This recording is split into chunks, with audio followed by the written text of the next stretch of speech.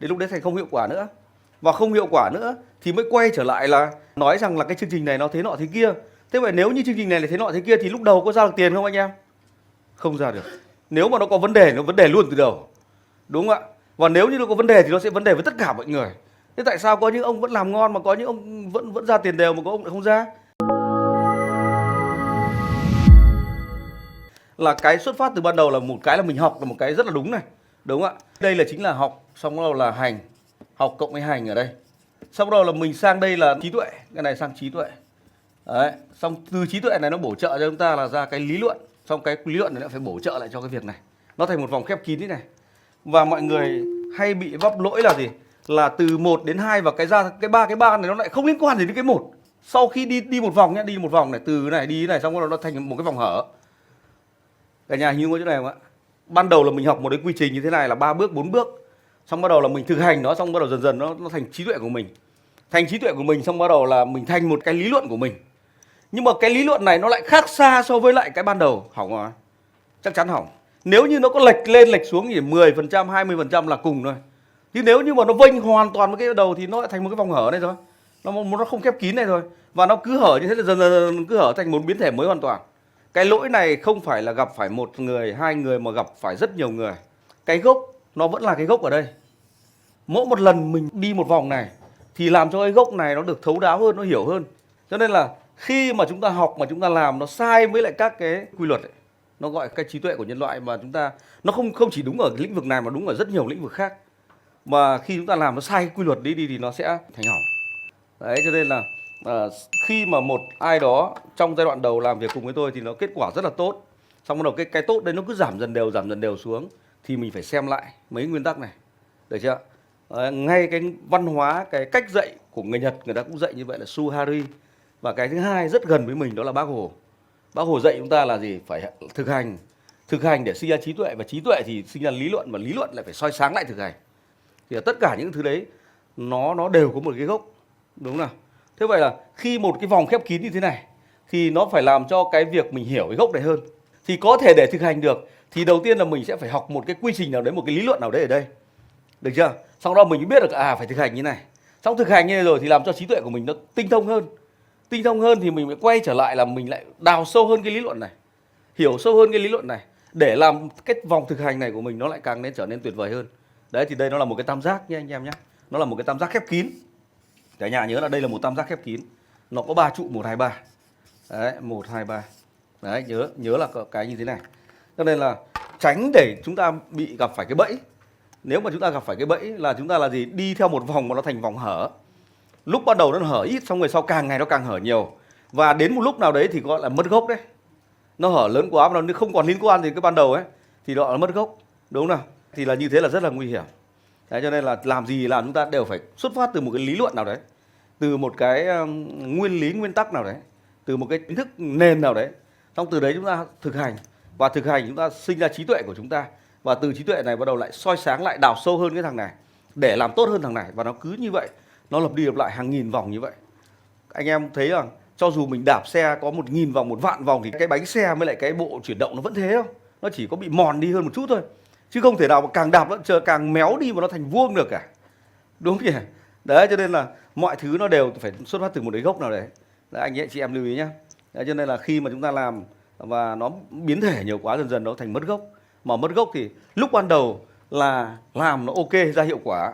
Làm ok, ra xong rồi cứ xoay dần xong dần nó bắt đầu cứ giảm dần đều. Nó là cái vòng này nó không được khép kín nữa ấy. Nó hở thì nó hở, xong cứ mỗi một lần hở khoảng 5 10 10 lần, 15 là 20 lần thì đến lúc đấy thành không hiệu quả nữa. Và không hiệu quả nữa thì mới quay trở lại là nói rằng là cái chương trình này nó thế nọ thế kia. Thế vậy nếu như chương trình này là thế nọ thế kia thì lúc đầu có ra được tiền không anh em? Không ra được. Nếu mà nó có vấn đề, nó vấn đề luôn từ đầu. Đúng không ạ? Và nếu như nó có vấn đề thì nó sẽ vấn đề với tất cả mọi người. Thế tại sao có những ông vẫn làm ngon mà có những ông vẫn ra tiền đều mà có ông lại không ra? Đúng không nào? Thế vậy nó sẽ quay trở lại hỏi là liệu mình thực hành như thế này đã đúng với cái lý luận này chưa? Hai là mình thực hành rồi, nó đã đủ lần để nó thành trí tuệ của mình chưa? Đấy, câu hỏi số 2. Và câu hỏi số 3 là cái trí tuệ mình được sinh ra này nó có bám sát với cái lý luận này không? Nó có 3 câu hỏi, đấy là 3 câu hỏi rất là quan trọng.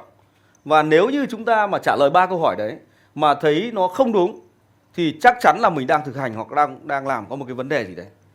Đúng nào? Cho nên là ở trong cái hoạt động này thì tôi cũng phải căn cứ từ những cái nguyên lý đơn giản nhất, đó là nguyên lý về tiền. Những nguyên lý tiếp theo là nguyên lý về đầu tư, về quản trị danh mục, quản trị rủi ro, các quy tắc phân tích. Không phải tự nhiên nó có, đúng không nào? Nó phải có ở một ai đấy rồi nó dẫn ra cái này rồi. Xong rồi tôi nghiên cứu cái này thì tôi thấy link với cái này nó kết nối với cái này. Và tôi làm thế nào để tôi chắp ghép tất cả những cái tinh thông nhất lại với nhau để thành một cái quy trình để anh em mình dùng. Đấy là chỉ có từng đấy thôi. Nếu như mà mình thực hành cái này mà nó không đúng với cái hệ thống lý luận này, chắc chắn nó sẽ không ra tiền ở đây. Và nếu như mình thực hành ở đây mà nó không làm cho mình trí tuệ mình tinh thông hơn thì có nghĩa là mình thực hành đã không đúng đường. Còn nếu mà trí tuệ này tinh thông hơn thì mình phải quay lại, mình phải đào sâu hơn cái lý luận này. Và cái lý luận này lại bổ trợ lại cho thằng này. Và cứ như vậy nó làm, cứ mỗi một vòng nó làm cho tất cả ba cái nội dung này nó tinh thông hơn. Và cứ như vậy thì nó làm cho mình càng ngày càng trở nên tuyệt vời.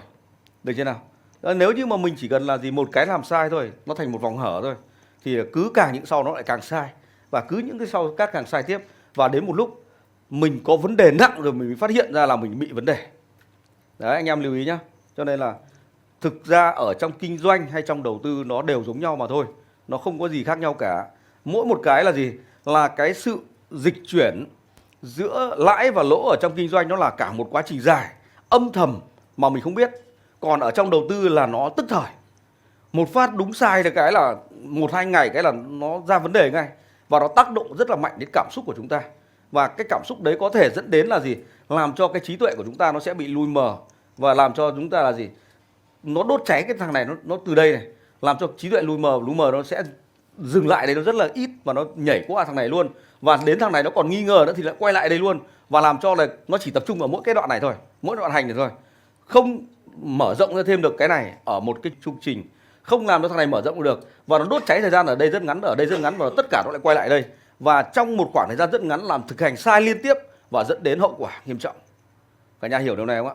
Thì sau cứ mỗi một cái chu trình như thế này thì nó phải dừng lại ở đây này, dừng lại ở đây một khoảng thời gian, nó xoay ở đây một khoảng thời gian để cho là gì? Nó check lại xem là cái trí tuệ này nó bổ trợ gì cho với cái thằng thực hành này. Xong bắt đầu nó lại dừng lại đoạn lý luận này, nó lại một thời gian ở đây. Sau đó nó mới đi tiếp. Và đến thằng này thế nó sẽ có một khoảng thời gian đây, sau đó mới đi tiếp. Và nó thành ba cái, gần như là nếu như mình đi ở trên đường cao tốc ấy, mình sẽ có mấy cái trạm nghỉ nhất định này để mình xem lại cái hành trình. Thì cái vòng này nó phải khép kín như thế. Mỗi một cái nốt này nó phải có một khoảng thời gian delay để nó xử lý. Chứ không phải là chỗ này là cái phần mà thực hành, đây thực hành, chỗ này là làm, do. Đấy, được chưa? Xong đến đoạn này là đoạn thinh, đấy, đoạn nghĩ, đoạn phải dừng lại đây. Xong cái đoạn này là một cái đoạn mà nó thành các cái quy trình, nó thành các cái lập luận, các cái guideline đây. Thì đến đoạn này nó đốt cháy thời gian ở đây nó rất là ngắn, thằng này siêu ngắn. Xong thời gian này cũng siêu ngắn. Thế là từ đây nhảy bậc qua đây luôn, thế là tập trung tất cả ở đây. Thế là và nếu như mà nó sai nó chỉ trong một khoảng thời gian rất ngắn thôi, 1 ngày, 1 tuần, 2 tuần thôi là có thể bay tất cả.